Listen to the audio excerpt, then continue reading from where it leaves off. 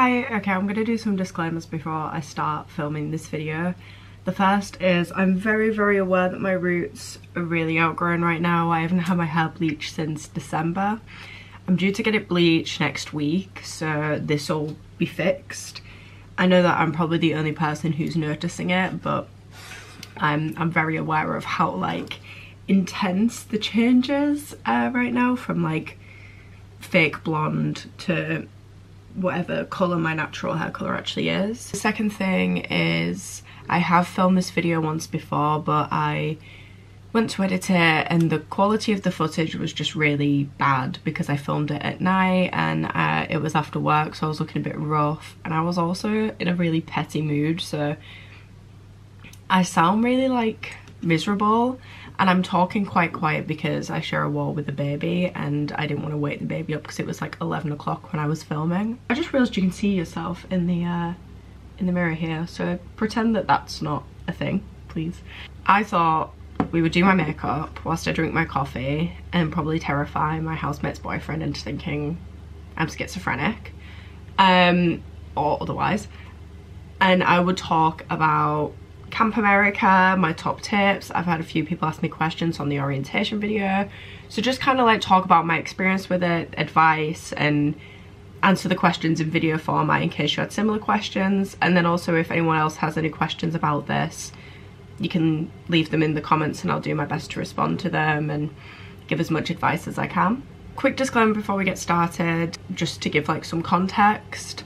I went to America in the summer of 2023 to work at American Summer Camp.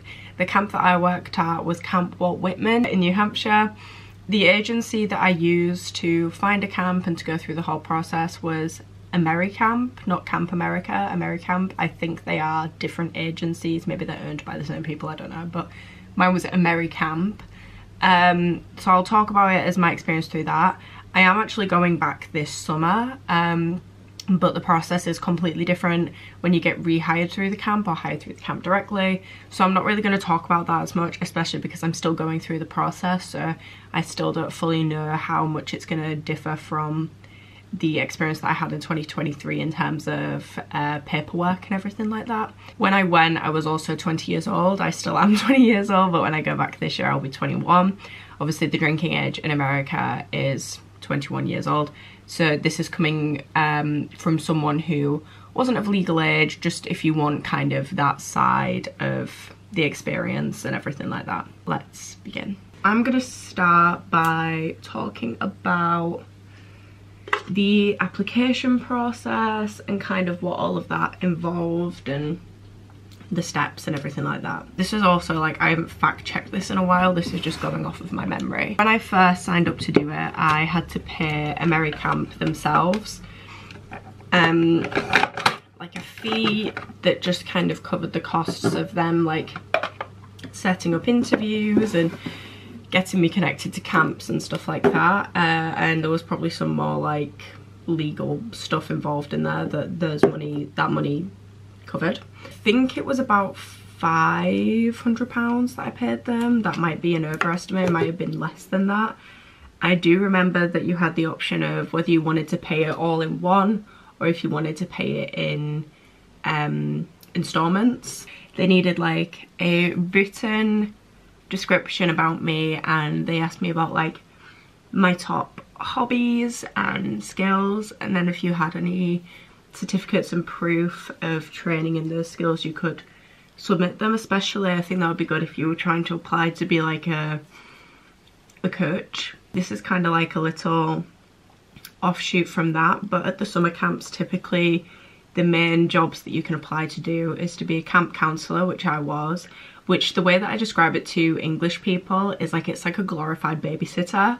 You live in the cabin, or at least this is how it was at my camp as well. A lot of that will be tagged on to like a lot of the things.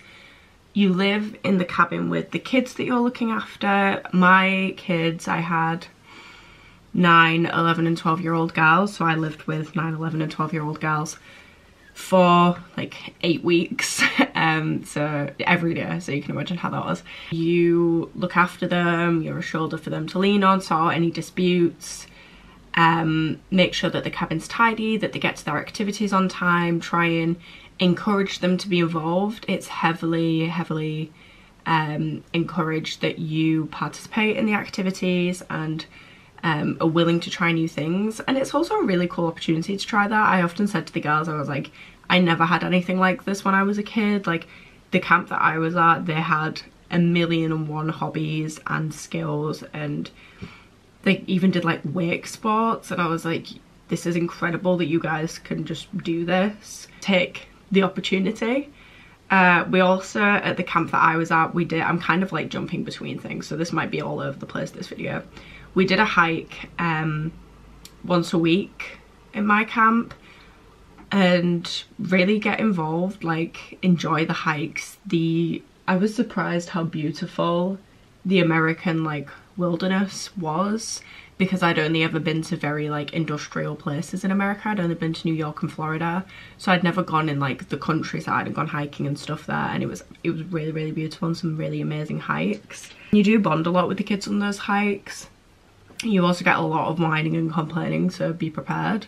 So yeah, you can either be a camp counsellor, or you could work as like a sports leader or an activity leader. At our camp we had like arts and crafts activities as well as sports activities. Within all of these things there was different levels of leadership. Obviously you're more likely to be given like a higher level of leadership if you've been there longer. If you did want to be a sports coach, obviously there was more of a requirement to have like training, or at least like a history of playing sports. Like if you used to play football, I did used to play hockey and I used to play tennis, but definitely not to a strong enough degree that I would feel like comfortable to teach anyone how to play hockey or tennis or soccer or any other type of sport ever. There's also other jobs like cleaning and cooking and stuff like that, but those typically go to more local people, like people already in the state and things like that. And then also you can apply for jobs that are like in the office or in the like nurse's room. Again, those had a tendency to be given to people that were American, or like from America or Canada, kind of just people that are closer, because they kind of understand how those things work more, like how American medicine and things like that work, because it is very different. I remember, this is like a side note, they would give antibiotics out for everything.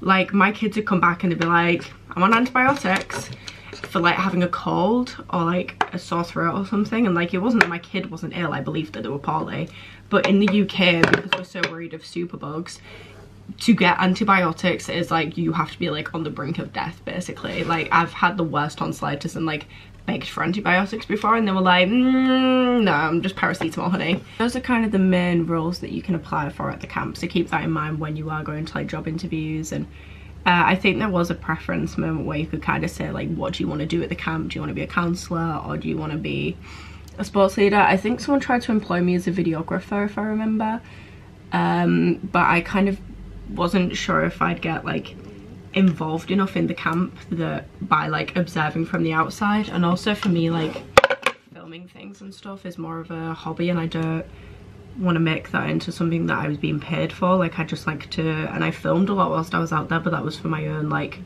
self-preservation. So that was kind of the first process, was doing like written application of your skills and interests. Another part of the process was a video. I remember I didn't find that too difficult because I can yap on forever, and I also edit videos a lot, clearly, so that was quite easy to do. I uploaded it as an unlisted video on my channel and then sent the link. I just try to include, it helps because I like film a lot of things in my life. I try to include footage of me doing a lot of different like outward bound activities like cycling and paddleboarding and things like that. And then just kind of like present yourself kind of how you would in a job interview, just like your best version of you and the most like bubbly, energetic version of the you that you can kind of be. That's my advice with that part of it all.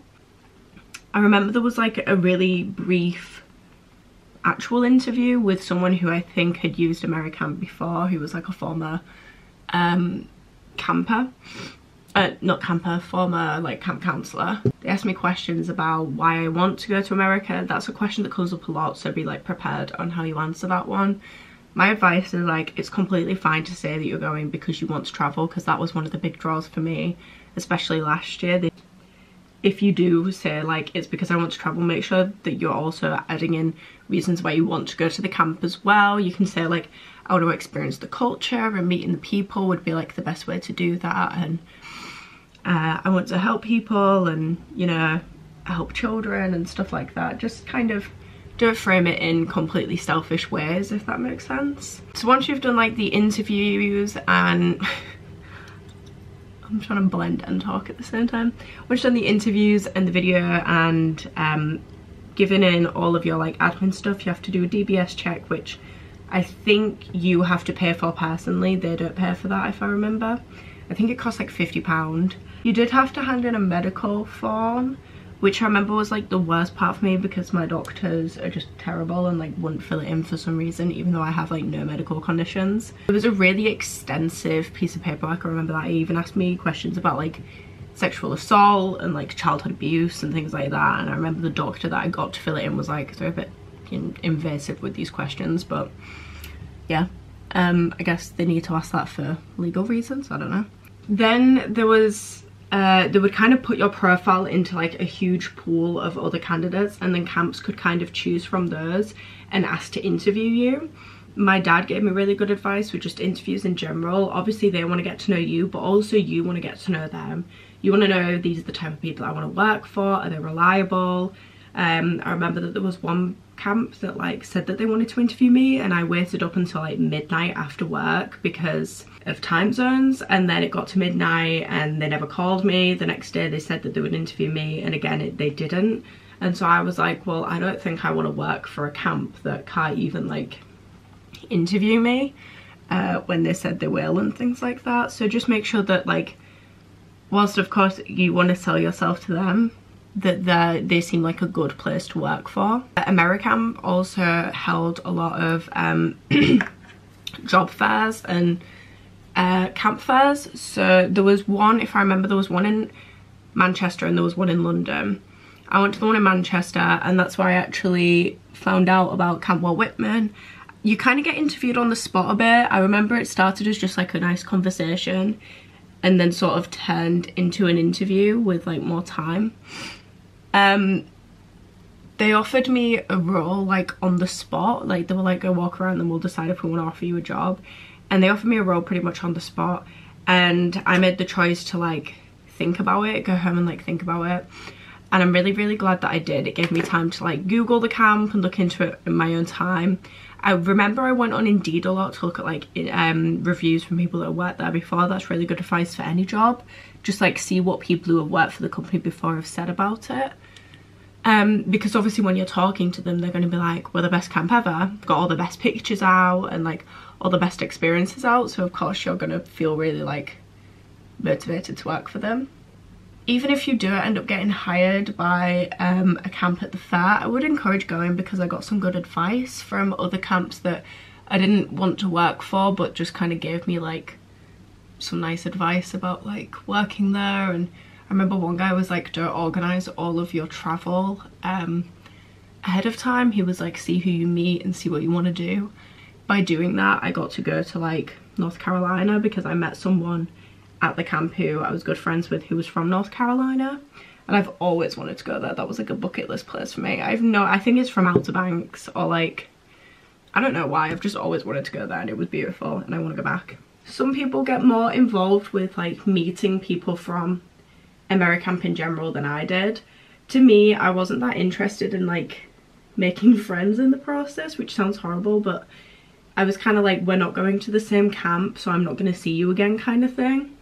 Especially because people kind of come from all over in the UK. So it's up to you how much you want to be involved in that process. I was just kind of like, I'll wait till I get there and meet people at the actual camp. I remember there was a check-in thing where once I was like at the camp for like halfway through, I had to do like an interview thing, like a questionnaire from the American government, because technically it's a cultural exchange. That's what the visa's under. So they were like, have you learned about the culture? Are you like bonding with the people, you know, that type of thing. There's a visa interview that you have to do that's very, very time consuming in terms of queuing.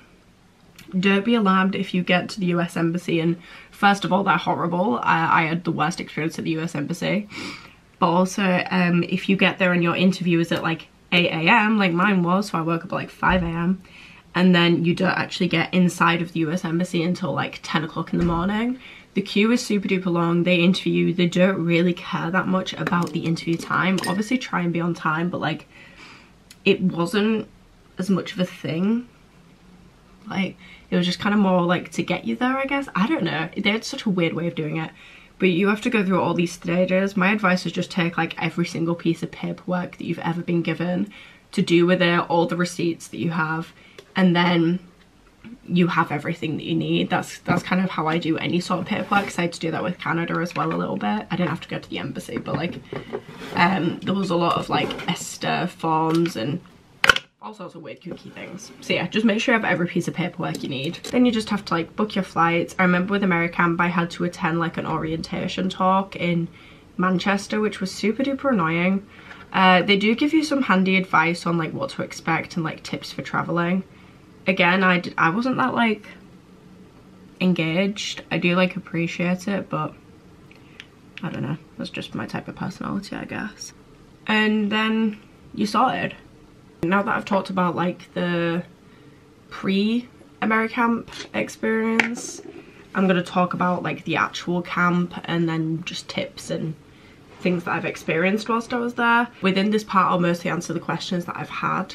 If you have any questions about AmeriCamp themselves, feel free to leave them in the comments. I can't promise that I'll remember everything that I did, because it was quite a long process dragged out over like several weeks, but all what I can say is that I would recommend them. They're very much like hands-on, give very good like step-by-step advice, make the process, especially like the visa application, which is very intimidating because there is so many questions and technicalities. They made it a lot more pain-free. And then also I have to do my tax return soon, and they've sent me a bunch of like paperwork and guidance on how to do that, so that's also really helpful. Now we can talk about the more fun things, which is the camp. I remember one piece of advice that I was given before I went by just like AmeriCamp in general was don't ignore the Americans. And by that they mean like don't cross out not being friends with them, because there's one thing that surprised me when I got to the airport. I was expecting it to be like majority international people. I don't really know why. When I was at the airport, I was actually in the minority, being an English person. A lot of the people there that were waiting to go to the camp were from just different states. A lot of them had never left their states before, because I think as an English person you forget how big America is, that like you could go from like the other side of your state and that's like already like 6 hours away from home, whereas in the UK that's like going from like Hull to like London. That's pretty intense. So a lot of people there were from other states but felt just as equally like, I don't know anyone. It's kind of similar to university, I guess, where it's just like you don't know anyone and everyone's in the same boat, and a lot of people don't really know what to expect. So just kind of get to know people, be nice. There's all sorts of different types of people there. There was some that I met who I was like, we're definitely not gonna like get on, but that's fine. Like, you know, that didn't mean they were like an enemy or anything. The first week was orientation week, which I did make a vlog of, which is just like a lot of like training and information, and it is very intense but very necessary, and I am really glad that they did it because it made us feel more prepared. Things do change when the kids arrive. Like you have an idea in your head of how like you're gonna do everything and all these like mini games, and oh, we can do this like morning routine with them. And when the kids are actually there, a lot of them have been attending this camp since they were little, and they have a better idea of how things are gonna go. You're on like quite a strict schedule. There was a lot of activities in one day, so just kind of don't have too much of like an expectation of how it's going to be, because it does change when the kids arrive. One thing that I will address is they call it camp culture, and that's like a big thing there. Camp culture is very different to just American culture. It is like It's like its own subcategory of American culture. The way that English people described it when I was there and stuff, it's like being in a cult, but you're not in a cult. But they acknowledge that it feels a little bit like a cult. There was like a moment when everyone started like banging out a rhythm on the table that everyone knew over breakfast, and it was really, really weird. And I was like, what have I signed up for? But they kind of acknowledge it, make jokes about it. It's just a very interesting feeling because you're kind of disconnected from the world. Like there's no phone service out there, very little Wi-Fi, and also none of the kids have access to like any sort of electronics outside of like an MP4 player. It's very isolated, but that's really good because it forces you to like bond with people, connect with people, connect with the kids more. I'm gonna just pull up my YouTube because I remember there's a question about electronics. How strict were Walt Whitman with using phones? So I did like answer this girl's question. It was Ariana. I answered it in the video, like I gave a chunky paragraph, sorry. But I'll also like answer it in person. So you were allowed to use your phone at the camp, however there was like rules to it in a way. You weren't allowed to show any sort of videos, films, and they discouraged showing like personal photos to the kids. You can like show them, I showed them like pictures of England and stuff like that, like hey, this is where I lived and stuff, but they mean just like they don't need to see pictures of you and your boyfriend, or like, I mean you can in some, you have to use context basically. Don't be like too oversharing with them. They are kids. Sometimes you forget how young they are. This is like a side tangent, I'm sorry, I'm very like all over the place. I remember the kids, we used to play this thing called, what was it called? It wasn't called Circle Time, but it was like they could ask you questions and we'd sometimes do it as like a treat for them, and they could like put anonymous questions in a hat and ask us the questions. A lot of them were like, do you have a boyfriend, and things like that.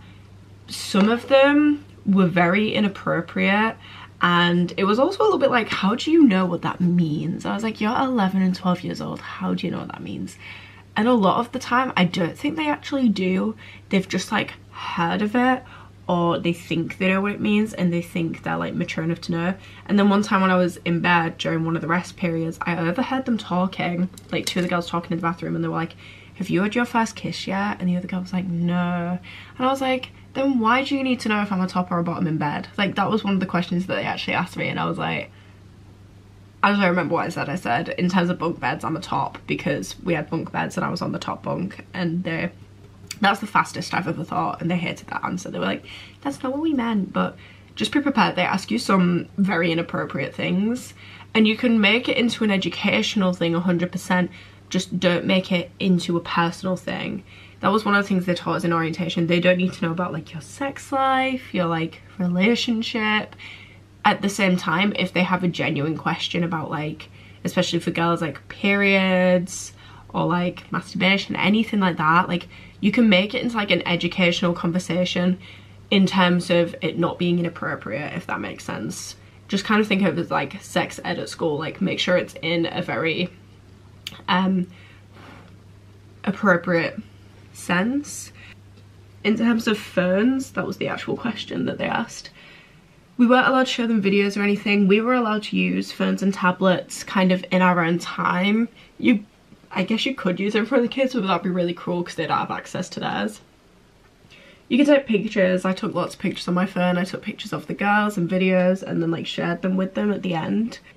There's rules obviously about posting them. I never posted pictures of the girls. I put one on my story and I like cover one of the girls' faces with a sticker, and I remember my friends were like, oh, do you not like that girl? And I was like, no, she's like a minor and I'm not going to post her on my like public Instagram because she's not my child. So that was kind of that aspect with the phones. Because like I said, there isn't any cell service there and very minimal places to get Wi-Fi, you kind of don't find yourself being that drawn to going on your phone, like doom scrolling on TikTok, because there's no access to the internet. So it's kind of a good detox. You can use your phone in the staff lounge. The staff lounge had Wi-Fi, so sometimes I'd go and like call my parents and stuff using like WhatsApp. So yeah, they weren't like overly strict about it, but they definitely had their rules, and they're very clear with them and like outline that to you and stuff. It's not like a grey area. Someone asked me about leaving the camp, and like if you can go out and buy things. The place where I worked at Camp Wall Whitman, we got 1 day off a week, and you could leave the night before. You take it in turns to be on duty on the night, whether you're gonna like babysit the kids and stay in the cabin with them, or if you have the night off and you can either leave the camp but you have to be back for a certain time unless it's your day off the next day, or you can stay at the camp and just hang out in the staff lounge. A lot of the time I did that, especially because the nearest bar was quite a while away.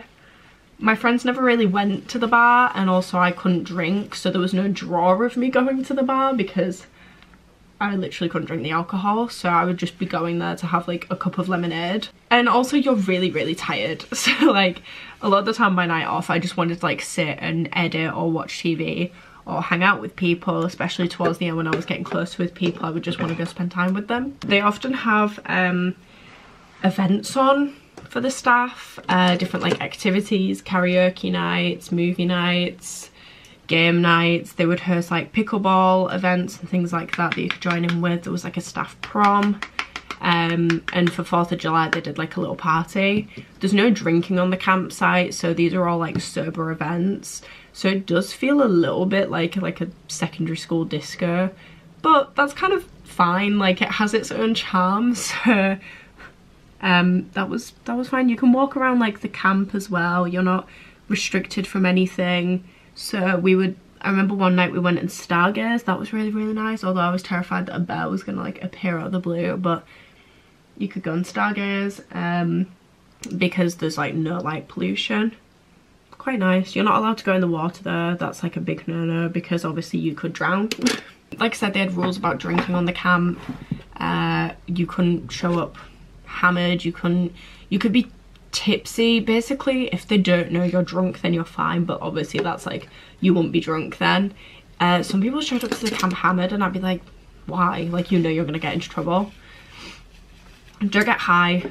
Obviously in New Hampshire it's illegal to smoke weed, which is so strange because then you go to Vermont and it's legal and they're like 20 minutes from each other, but you know, each to their own. It's kind of like with any job, like you're being around kids, so you can't set a bad example. There was a smoking area, but again you're in the middle of a forest, so there was only one smoking spot, and it was quite nice because at the camp they were really encouraging of like, if you want to try and quit smoking, this is a really good space for you to try and do that. So I remember Jed, one of like the owners of the camp, he was like, I'll buy you nicotine patches, I'll like buy you the gum, and I'll try and help you quit, which was really nice. Like they did really care about staff well-being. I didn't answer the question in terms of leaving the camp. So yeah, you could leave on the evening. If you had a car or you were friends with someone who had a car, especially in the evenings, you could go together to like Target and buy things. On your days off, obviously you can buy things and bring it back to the camp. You could also order things, which I think I'll do more of this year, to like the mail room at the camp and order whatever you want. During orientation week, we had an afternoon off. And they were like, if you want to go to Walmart and buy things that you didn't know that you needed that you want to bring to camp, go ahead and do that. If you didn't have a ride, which I did, I made friends with someone who had a car. They're like, if you don't have a ride to go, then they had a bus set up and then you could sign up to use the bus. Also, for a lot of the days off, if you didn't have like a very strong friendship group, or sometimes people's days off changed and stuff, especially if you're in senior camp, it's set into different like age groups, but a lot of my friends are in senior camp and their days off would often change every week, whereas for the other camps you have like other age groups, you have a set day off every week. So if you didn't have anyone to go with on a day off, there was often like a sign-up sheet for like a group thing, and they would set up like big shuttle buses and then you'd go to like Maine or Boston or wherever for the day off, or Vermont. So that was the whole thing. So there is opportunities to leave the camp and buy things, that's kind of the bottom line, or to order things into the camp itself. The last thing that I want to talk about the camp is like hookup culture, relationships and friendships. Kind of treat it the same as university. If you went to university, the friends that you make or the people that you talk to in the first few days are kind of unlikely to be your like friends prolongingly throughout the camp. They might be, but for me, a lot of the people that I met, like especially on the first few days, I never really spoke to again after that. Like I'd see them around and everyone's really nice to each other. That is a really nice part of like the camp culture. Everyone's really friendly and welcoming. But I remember like there was like these 3 girls that I was speaking to a lot for the first few days, and then everyone that I'm still in contact with I had only like met kind of through days off and stuff like that. But you make really good friendships out there. It's quite nice. Relationships, they make it very, very clear during orientation week that staff relationships are absolutely fine. Date who you want to date. Everyone's like grown adults. However, the kids don't need to know. You cannot be PDA-ish at all around the kids or around the camp. You can also not discuss other camp workers' relationships, your sex life, anything like that, like I previously mentioned with the kids. It's just inappropriate. They don't need to know about it. They'll try and ask. Also, they will pair you with everyone. If my girls were correct, I would have had about 4 boyfriends whilst I was at camp.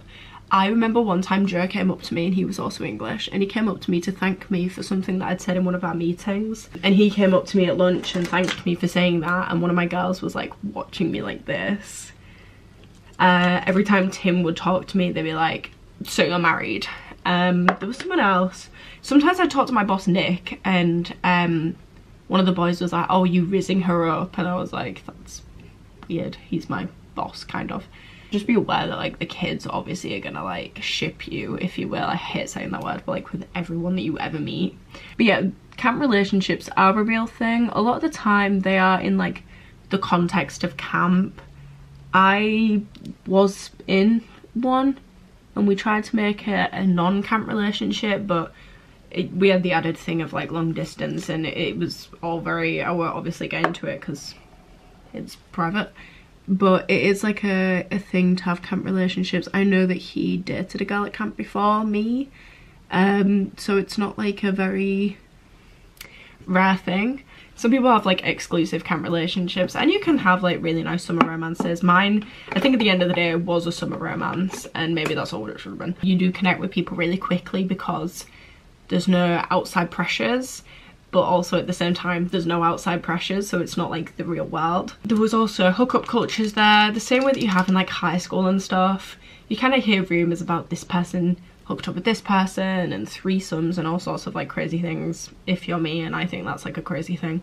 But there's no like pressure. If you don't have a camp relationship, it's not like you failed. Like, I definitely do not plan on being in another one because of just the type of person I am. I'm not very good at like flings. Yeah, if you want that, then there's definitely space for that. There is some creeps, not on purpose, and we reported one guy who was just a very uncomfortable person to be around, and I don't think he's getting hired by them again. He spoke to me on like the first night and was very, very intense. And then a lot of other girls just agreed, and he was just a very creepy, off-putting, would kind of hit on everyone, said some very dubious things, and was in love with himself, like the biggest narcissist I've ever met. So just be aware that there are people like that. The same way that like when there's 100, 200 people working in a space, there's gonna be some, I hate the word bad apples, and obviously if someone is being harassing or worse, report them. Like we did, we reported him, and several other people had reported him, and they did like intervene and talk to him and stuff like that. So especially at the camp I was at, don't just kind of brush it under the rug if you don't want to, because you want to feel safe and comfortable. Camp relationships are a thing. Some people might meet like a genuine long-term partner, some people have just like summer flings, some people have like literal like quick hookups. Keep it in mind that it's a thing. Yeah, it's kind of that. I think that's pretty much everything. So I'm gonna like finish off my makeup, and then I'll like wrap this video up, and I'll double check that I've answered all the questions that I wanted to answer. You can see my like dressing gowns and stuff in the background there. Okay, so that was the video of my like experience with AmeriCamp, my top tips, and kind of just like a brief outline of the process as far as I can remember. I loved it. Like, I mean, I'm going back this year. I have some really amazing memories. I watched the videos back and like I just had a really good summer, and I also learned a lot about myself, and kind of it helped me reframe my opinion about the world and how to live and stuff like that, which I know sounds really like corny and ew, and I want to throw up just saying that, but like I was the type of person that put a lot of my self-worth on my academics for a long time, and then being there, it made me realize that I'm worth so much more than just my academics. Like, that still does mean a lot to me, and I know I'm really intelligent, and I do still value that as like a big part of my personality, but it really helped me like realize that people see me as more than that, and I have more to offer than just my grades. And now if I don't get like the highest marks, I no longer like berate myself for it, because I know that there's more to life than just that. Definitely take advantage of traveling afterwards, especially the places that I went. You can obviously watch my videos, I'll link the playlist up here. I went to After Camp, I went to a place in New Hampshire with my friends for like one last night and to late celebrate 2 people's birthdays. Then I went to Boston, New York by myself, Chicago, Wisconsin, don't ask, and then North Carolina, and then I flew home. I do sometimes wish that I did a little bit more traveling, but also I was really wiped and tired, and yeah, so it felt right at the time, and I remember when I went back I was ready to go home. Be prepared that it is quite a long and grueling process, but it's 100% worth it. And if you have any other questions, let me know in the comments, unless it is about a tax return. I have not done that yet, and I don't know how it works, and I'm very stressed. Thank you for watching this video. Bye!